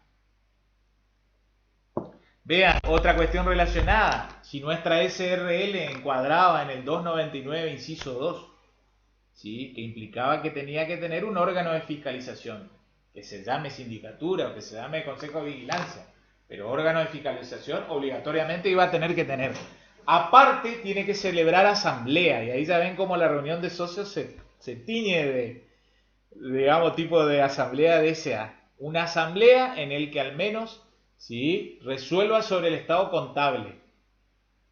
Asamblea que, al igual que sucede en una ordinaria en SA, tiene que ser convocada, ¿sí?, dentro de los 4 meses de cierre del ejercicio. Bien, después lean con tranquilidad el artículo 160, que va a indicar cómo se vota en esas reuniones de socios, ¿sí? Otra vez da lugar a pie para que los socios fundadores establezcan. El contrato establecerá las reglas aplicables a las resoluciones que tengan por objeto su modificación, ¿sí? Pero en ese caso pone un mínimo. Mayoría debe representar como mínimo más de la mitad social, ¿sí? Esto es para modificar el contrato constitutivo. En defecto de regulación contractual, se requiere además el voto de 3/4 partes del capital social, ¿sí? Eso significa que hayan expresado el voto, ¿sí? Y aparte, el voto, digamos, supongamos en el sentido de que se pretenda modificar, debe representar como mínimo más de capital social, ¿sí? Al igual que en las SA, en esas decisiones fundamentales como transformación, cambio de objeto, fusión, escisión, que puede haber, supongamos, hasta fusión entre 2 SRL, o escisión de una SRL en mayor cantidad de personas jurídicas SRL. También otorga derecho de receso, ¿sí? Y con los alcances del 245, ¿qué era el derecho de receso? Que el socio que no asistió o que votó en contra, ¿se acuerdan que podía retirarse con derecho al reembolso? En la SA era reembolso de acciones, en este caso reembolso de cuota parte. Y ahí depende, digamos, para el ejercicio si era un socio que no asistió o si era un socio que asistió y votó en contra. ¿Está? Después vuelvan a leer el 245. Otro temita, ya que estamos, lo vamos enganchando con algo que viene más adelante. Vean, ¿cuáles son los libros societarios de la SRL? Por lo que estamos mencionando, libro de reunión de socios, ¿sí? Nuevamente van a tener que ser libros que se van a rubricar, ¿sí?, por ante el registro público, es decir, el registro público le va a estampar un sellito, ¿sí?, una pequeña firma o media firma de algún funcionario del registro público. ¿Cuáles eran los libros societarios de la SA? Repasando, ¿sí?, porque es importante que lo tengamos claro como estudiantes de abogacía, ¿sí?, o futuros abogados y escribanos. Libro de actas, ¿sí?, de asamblea. Libro de actas de asamblea, ¿sí? Otro que está relacionado con la asamblea, libro de registros de accionistas en asamblea. ¿Se acuerdan que los accionistas debían depositar las acciones? Bueno, segundo libro relacionado con la asamblea. Y tercer libro, digamos, jurídico, abogadístico, notarial, que nos interesa, ¿sí?, el libro de actas de directorio. ¿Está? Esos son los 3 libros con los cuales el operador jurídico, abogado y escribano, nos vamos a manejar. Después están los libros contables, ¿sí?, ¿sí?, de balance, de estado de resultados, de memoria, ¿sí? Pero en SA eran libro de, vamos a ser cronológicos, ordenémoslo, libro de depósito de acciones o de registro de accionistas, libro de acta de asamblea y libros de acta de directorio. ¿Cuáles son los libros en la SRL? Libro de reunión de socios, ¿sí?, que debe ser, digamos, llevado a cabo con las formalidades que establece inclusive el artículo 73 de la Ley General de Sociedades, y eventualmente el libro de gerencia, no porque haya una norma específica en la normativa de SRL, sino porque el artículo 73 en general de la Ley de Sociedades, sin hacer distinción de cada tipo societario, dispone que si el órgano es colegiado, tiene que haber un libro en el cual se asienten las resoluciones. Supongamos entonces que la gerencia es pluripersonal, o sea, con más de un gerente. Bueno, esa gerencia va a tener que llevar a cabo, ¿sí? Manifestar sus resoluciones, sus reflexiones, sus motivos y decisiones en un libro de gerencia. Vuelvo a reiterar, si es una gerencia colegiada. Otro tema polémico sí lo hay, ¿sí? Y acá es que nos planteamos esto de la naturaleza nuevamente de la SRL.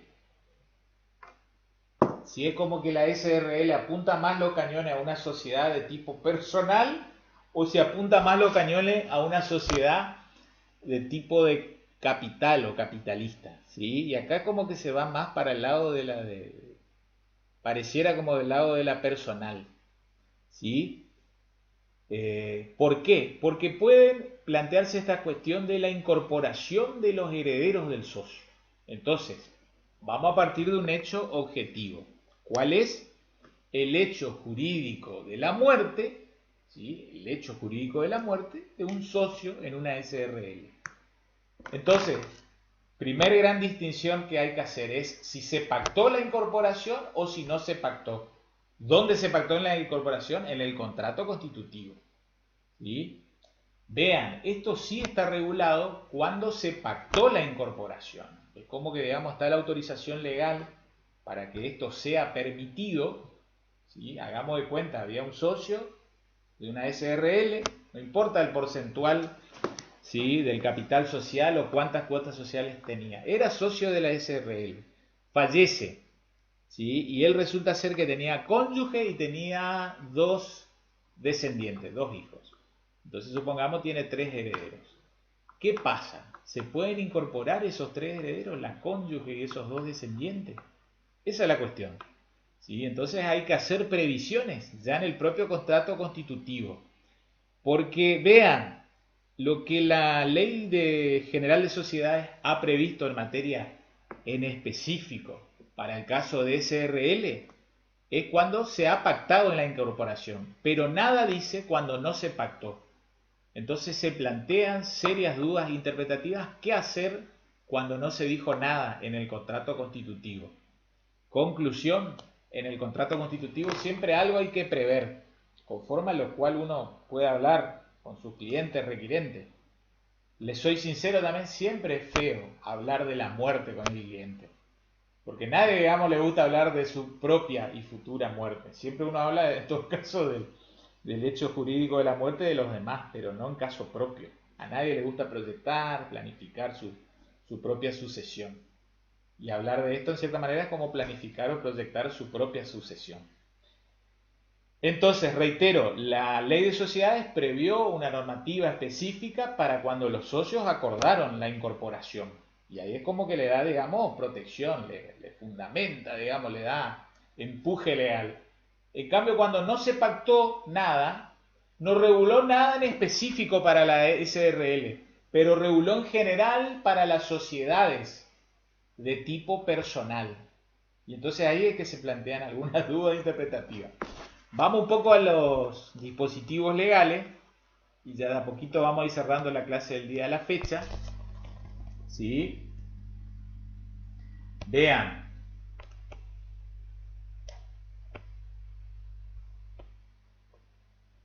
Tiene que ver con el artículo 155, ¿sí? Esto de la incorporación de los herederos. Vean. Si el contrato previera la incorporación de los herederos del socio, el pacto será obligatorio para estos y para los socios. ¿Está? Entonces, bilateral, digamos, la obligatoriedad para los propios herederos y para los socios, ¿está? Que tengan el estatus de tal en esa SRL. Su incorporación se hará efectiva cuando acrediten su calidad.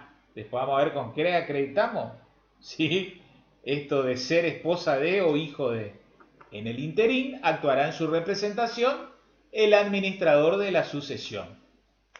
Y ahora vean lo que se regula en el sentido siguiente. ¿Cómo sigue una vez que se incorporan? Vean. Porque va concatenado con otro temita con el cual vamos a ir cerrando la clase de hoy, que tiene que ver con el tema de cesión de cuotas. Porque en general, si nada se pacta, ¿sí? cualquiera de los socios puede ceder libremente sus cuotas, o sea, venderle a otro en cierta manera, su cuota para que ese otro se incorpore. Pero hay veces que puede haber limitaciones. En esos casos, si hubiera limitaciones, ¿sí?, para ceder la cuota, pero resulta ser que fallece uno de los socios y se incorporan los herederos, vamos a ver si esas limitaciones juegan para los herederos del socio.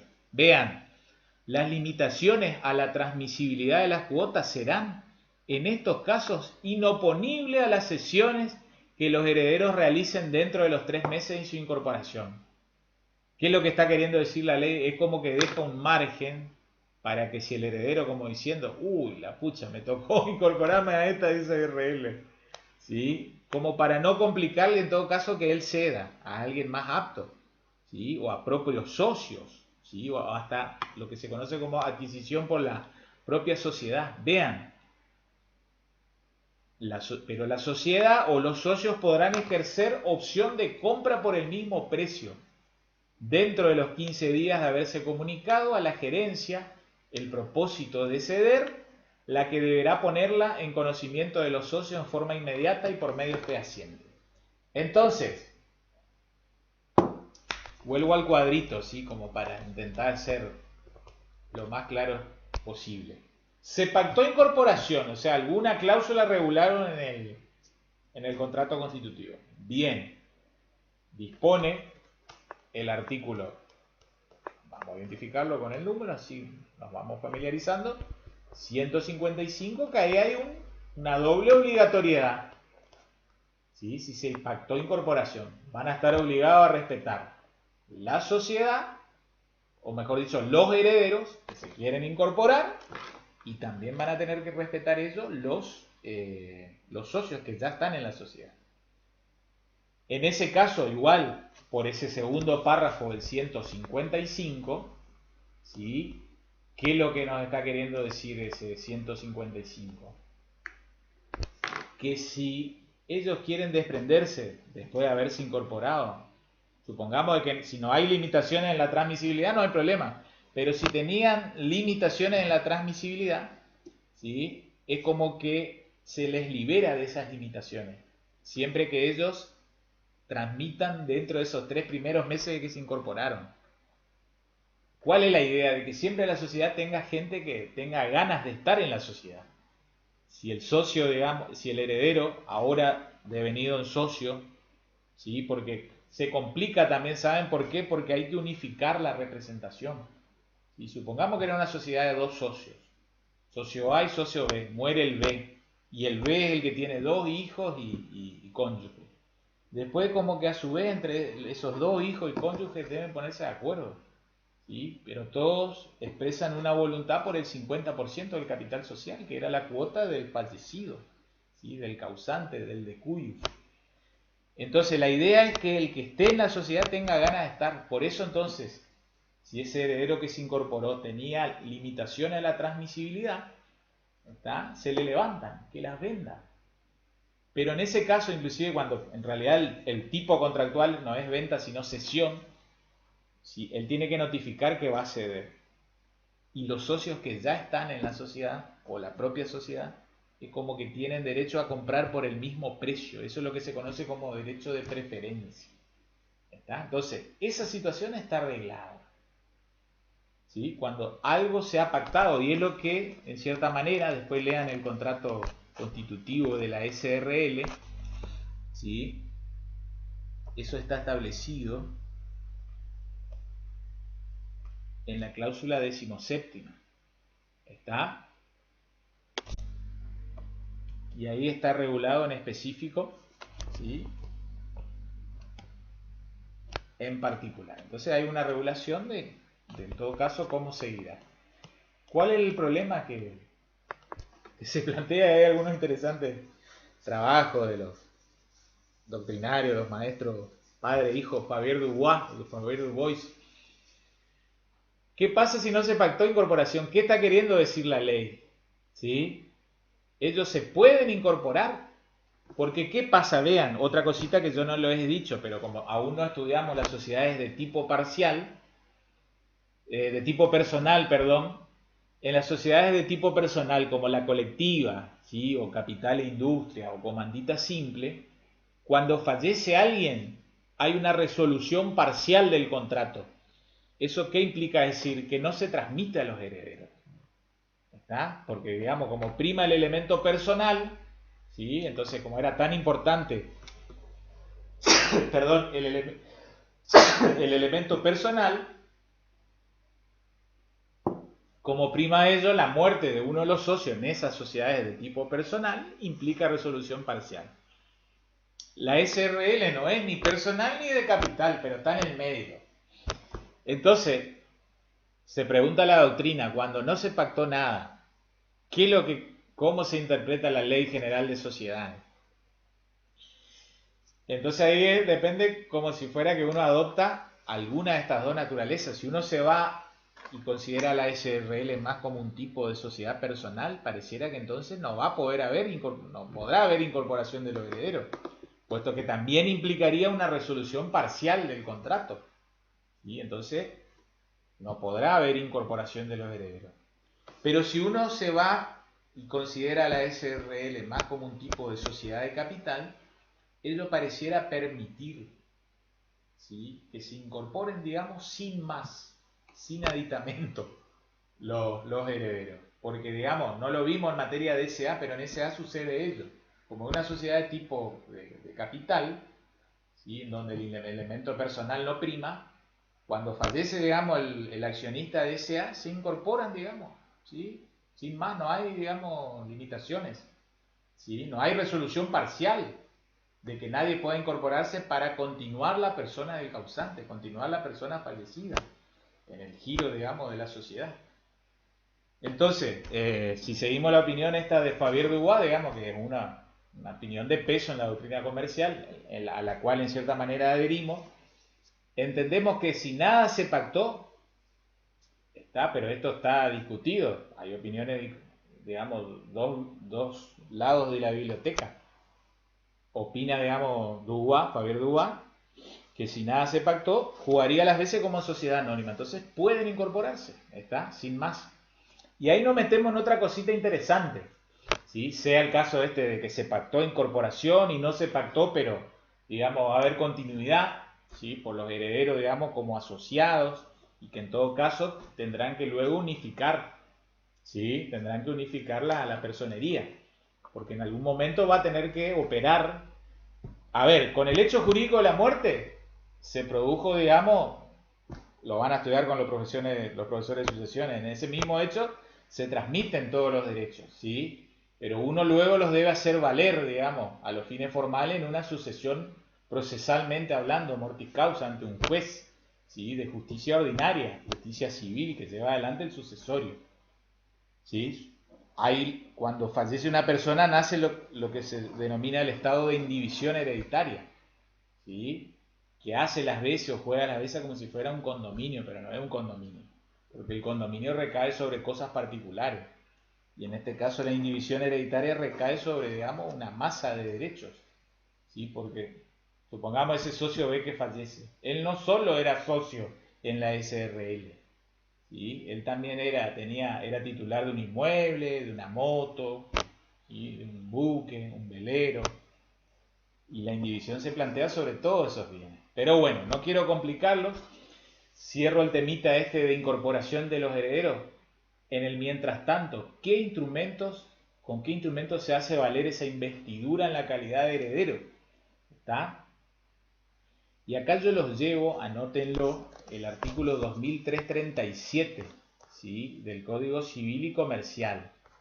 Vean, es importante esto, de a poquito lo van a ir estudiando en Derecho de las Sucesiones, ¿sí? Vuelvo a reiterar, artículo 2337.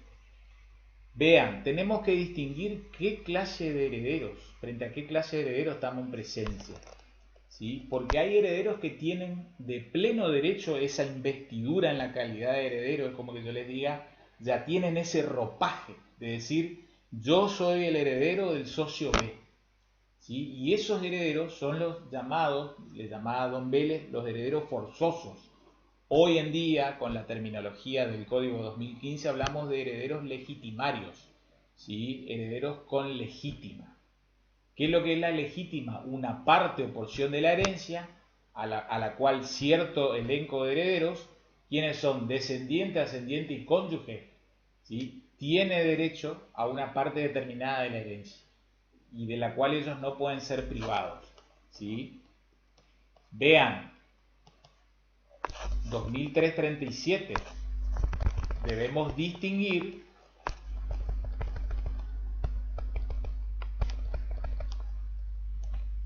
si los herederos que se pretenden, digamos, incorporar a la sociedad, ¿sí? Son descendiente, ascendiente o cónyuge, porque ellos tienen investidura en la calidad de heredero desde el mismo hecho de la muerte. ¿Está? Entonces ellos tan solo deben acreditar el hecho de la muerte, ¿sí? De su causante. ¿Con qué van a acreditar? Con partida de defunción.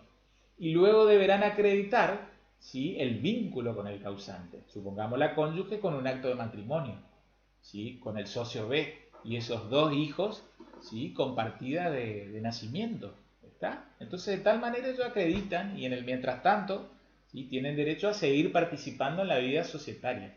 Vuelvo a reiterar, investidura de pleno derecho, descendiente, ascendiente y cónyuge.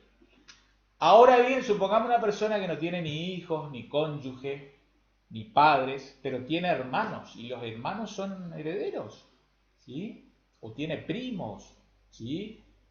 O sobrinos, ¿sí?, o tíos.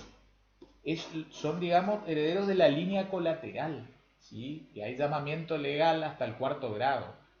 Los colaterales no tienen legítima, no tienen una parte o porción de la herencia de la cual no van a poder ser privados. Y tampoco tienen investidura, ¿sí?, de pleno derecho. El colateral, para, digamos, venir y plantarse y decir yo soy hermano de, yo soy sobrino de, yo soy tío de, no basta que acrediten el hecho de la muerte, ¿sí?, con partida de defunción, y el vínculo en todo caso con partidas de nacimiento respecto de sus padres, ¿sí?, y a su vez partida de nacimiento de su hermano, supongamos, sino que además requieren de otro ropaje, ¿sí? Requieren de un acto procesal que acredite y que determine que es heredero de, propiamente lo que ustedes de a poquito van a ir escuchando más, y sobre todo cuando se metan en sucesiones, requieren de declaratoria de herederos, ¿sí? Que un juez diga que por muerte de B le suceden, en cuanto hubiere lugar por derecho, ¿sí?, su hermano, su sobrino, su tío, ¿está?, heredero de la línea colateral. Después los invito a que lean el 2337, ¿sí?, así como el 2338.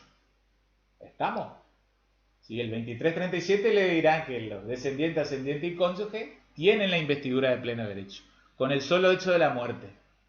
¿Está? En cambio el 2338 les va a decir los colaterales, como les dije, hermanos, sobrinos, tíos, y también los herederos instituidos, que podrían serlo por un testamento, supongamos, de ese que le llamamos socio B. Ese también requiere de otro acto. En el caso del sobrino o el hermano requiere de declaratoria de heredero, y en el caso del heredero instituido requiere lo que se llama aprobación formal del testamento. Pero eso ya es una sucesión, como se dice, testamentaria. En cambio, en la línea colateral es una sucesión ab intestato, es decir, de una persona que no dejó testamento, pero no tenía ni hijos, ¿sí?, ni padres, ni esposa o esposo, pero tenía hermanos. Esos hermanos van a tener que llegar cuanto menos a la declaratoria de herederos, procesalmente hablando, ¿sí?, y con ello después van a poder hacer valer sus derechos. Bien, vamos cerrando la clase de hoy, ¿sí?, para no hacer tan extenso, ¿sí? Pero vean cómo se va correlacionando. Es apasionante el derecho privado cuando uno empieza a concatenar familia, con sucesiones, con comercial, con reales, ¿sí? Pero bueno, son solo, digamos, solo el avance en la carrera y en los años de experiencia y profesión lo que te permiten de a poquito ir, digamos, conectando los distintos temas, y un poco lo que hablaba don Steve Jobs en su famoso discurso en Stanford de de conectar los puntos. Solo uno puede hacerlo en retrospectiva, ¿sí? Nunca, generalmente mirando para adelante. Último tema, ¿sí? Cesión de la cuota en la SRL. ¿Sí? Esto de si se puede o no transmitir entonces la calidad de socio. ¿Sí? Partimos de un principio, libre transmisibilidad. ¿Sí? Lo llevo a la letra del Código Civil y Comercial.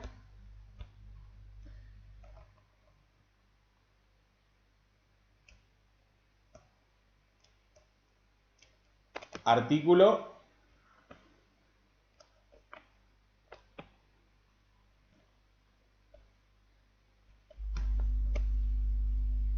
a ver, 152, primer párrafo. Las cuotas son libremente transmisibles, salvo disposición contraria al contrato.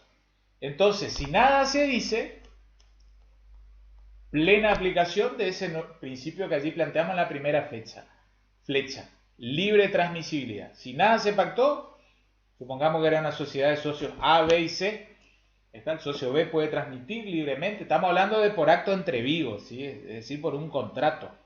¿Sí? Tradicionalmente un contrato oneroso, y el tipo contractual, digamos, es propiamente la cesión de cuotas de SRL. ¿Qué es lo que a su vez está queriendo decir el artículo? Que algo se puede pactar. ¿Estamos? Algo se puede pactar. ¿Sí? Se puede pactar algo, pero no la prohibición absoluta. Por ello el 153 menciona y dispone que el contrato de sociedad puede limitar la transmisibilidad de la cuota, pero no prohibirla. Entonces mal podría ser, digamos, una cláusula del contrato constitutivo de que las cuotas sociales de la SRL son absolutamente intransmisibles. No se le puede prohibir. Sin embargo, se puede establecer algunos mecanismos, ¿sí?, de previa conformidad, como ven allí, mayoritaria o a veces unánime de los demás socios, como para decir, el socio A quiere transmitir, bueno, conformidad mayoritaria o unánime de los socios B y C, ¿sí? Por ejemplo, va a tener que haber una reunión de socios, o a veces un derecho de preferencia. ¿Qué es lo que es un derecho de preferencia? Es como decir un derecho de tanteo. Supongamos el socio A quiere vender, quiere ceder, vamos a hablar con propiedad, disculpen, ya es la hora y la duración de la clase. El socio A quiere ceder, ¿sí? Informa, y así está previsto porque el estatuto lo pide, supongamos una SRL en particular, que quiere vender a tantos pesos sus 2.000 cuotas sociales. ¿Qué puede pasar? Que el propio estatuto haya previsto un derecho de preferencia o de tanteo. Es como decir, socios B o C también tendrían derecho a adquirir por ese mismo precio antes o con preferencia que ese tercero al cual se pretende transmitir. ¿Está? Por eso ven ahí en este artículo 153, segundo párrafo, que son lícitas las cláusulas que requieran la conformidad mayoritaria o unánime de los socios. ¿Está? Conformidad mayoritaria o unánime. O que confieran un derecho de preferencia a los socios. O a la sociedad si ésta adquiere las cuotas con utilidades o reservas disponibles o reduce su capital. ¿Está? Y después hay, digamos, una regulación legal, pero puede ser, digamos, del propio estatuto o contrato constitutivo. Acá, digamos, hay margen para que la autonomía de la voluntad regule. Digo que en todo caso se puede vender, pero previa evaluación por algún perito evaluador. Bueno, hay distintas alternativas. Entonces, voy cerrando el cuadrito que acá nos convoca, ¿sí? Partimos de un principio de libre transmisibilidad si nada se pactó en el contrato. Limitaciones sí puede haber, nunca prohibición. ¿Cuáles son las dos limitaciones más tradicionales? O conformidad mayoritaria o unánime de los demás socios, o derecho de tanteo, o derecho de preferencia por los demás socios. ¿Está? ¿Por qué acá pongo asentimiento conyugal? ¿Sí? Porque ojo que si el socio que pretende ceder sus cuotas reviste estado civil casado, ¿sí?, es decir, está unido en matrimonio con otra persona, ¿sí?, ojo que si es casado y este socio a su vez se encuentra en un régimen, les cuento, por si no lo saben, algunos creo que son alumnos comunes conmigo en Reales, en algún momento se acuerdan que hablamos que el régimen matrimonial actual prevé dos regímenes patrimoniales.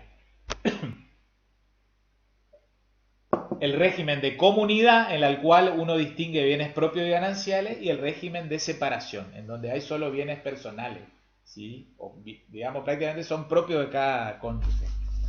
¿Qué pasa con el bien ganancial? El bien ganancial es de titularidad de una persona, supongamos de un cónyuge. El no titular, durante, digamos, el matrimonio no tiene ninguna, digamos, un derecho actual, ¿sí? Tiene una expectativa a la mitad de ese bien, pero para cuando se disuelve el vínculo, por divorcio, por muerte, o ahora inclusive hasta si estando en comunidad pasasen por escritura de cambio de comunidad, ¿sí? Por convenio, digamos, matrimonial, que pasasen a separación. Entonces, en el mientras tanto, si bien no tiene ningún derecho en concreto sobre ese bien, tiene una expectativa hacia el futuro, cuando se disuelva la comunidad. Pero mientras tanto, tiene el derecho a que a él se le solicite el asentimiento. Y es lo que expresa el artículo 470. La administración y disposición de los bienes gananciales corresponde al cónyuge que los ha adquirido. Sin embargo, es necesario el asentimiento del otro para enajenar o gravar. Enajenar sería, por ejemplo, con un contrato de cesión de cuota. Entonces, si el que cede, sacando en limpio, reviste estado civil casado, está en un régimen de comunidad y esa cuota social es ganancial, es decir, que él empezó a formar parte de esa sociedad ya estando casado, digamos, y no lo recibió por herencia, sino que él puso un dinero entregó un aporte para, digamos, ser de titular de tantas cuotas sociales. O supongamos él fue cesionario a su vez de otro cedente que las tramitió y él pagó cuando él ya estaba casado. Esa cuota social técnicamente es ganancial. Entonces, el cónyuge no titular, a él hay que solicitarle el asentimiento conyugal. ¿Está? ¿Cuál es el asentimiento conyugal? El artículo 470, inciso letra C. Participaciones en sociedades no exceptuadas en el inciso anterior, ¿sí? Porque las del 470, inciso B, fundamentalmente están para las sociedades anónimas que no cotizan en bolsa. Esta, la del 470, inciso C, sería el típico caso de una cesión de cuota, cuando el cedente, el que quiere desprenderse de la cuota, es de estado civil casado, ¿sí? Está en régimen de comunidad y resulta que esa cuota social es de calificación o tipificación ganancial. Hay que pedirle al cónyuge también. ¿Está? La cesión de cuotas se puede formalizar por instrumento privado, ¿sí? Con mayor razón por escritura, pero tradicionalmente se hace por instrumento privado y con firma certificada. Entonces, en esa cesión de cuota va a tener que ir el cedente con su esposo o esposa para que dé el asentimiento y también el cesionario. El cesionario es el que recibe esas cuotas, ¿sí?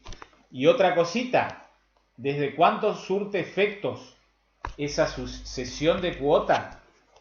Ojo con este tema, ¿sí? Vean.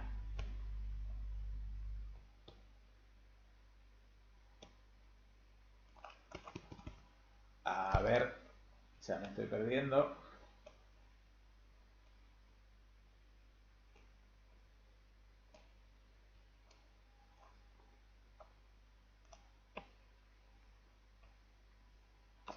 Artículo 152. Segundo párrafo. La transmisión de la cuota tiene efectos frente a la sociedad desde que el cedente o adquirente entregan a la gerencia. Hay que llevarle al órgano gerencia un ejemplar. Eso es frente a la sociedad. Es como para que la sociedad diga, ah, bueno, vos que eras socio ya no sos más. E incorporamos al nuevo socio. Sin embargo, frente a tercero, y cuando uno dice frente a tercero, principalmente mira a los acreedores, ¿sí? No se olviden que estas cuotas van a poder embargarse y posteriormente ejecutarse, eventualmente. Artículo 152, anoten cuarto párrafo.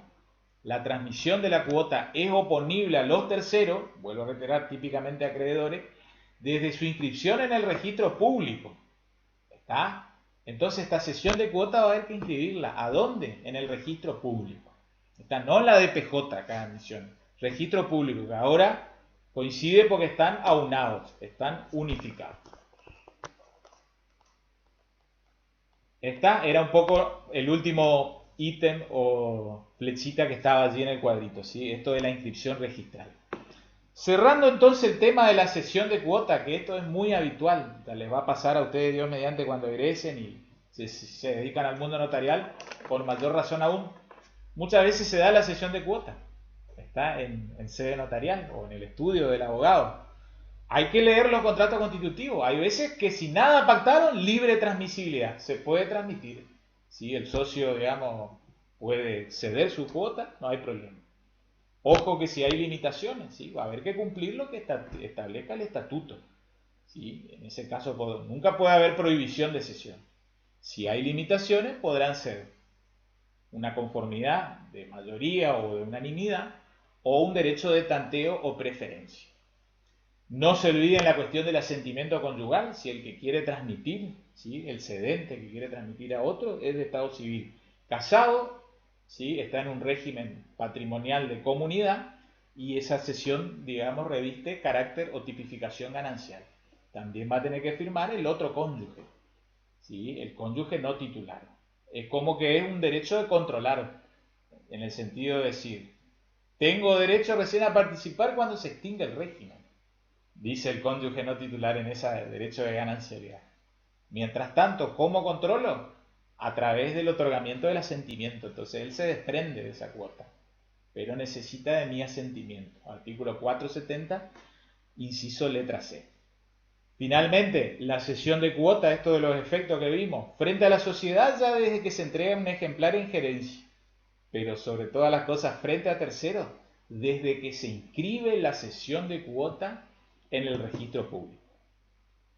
¿Estamos, gente? Muy bien.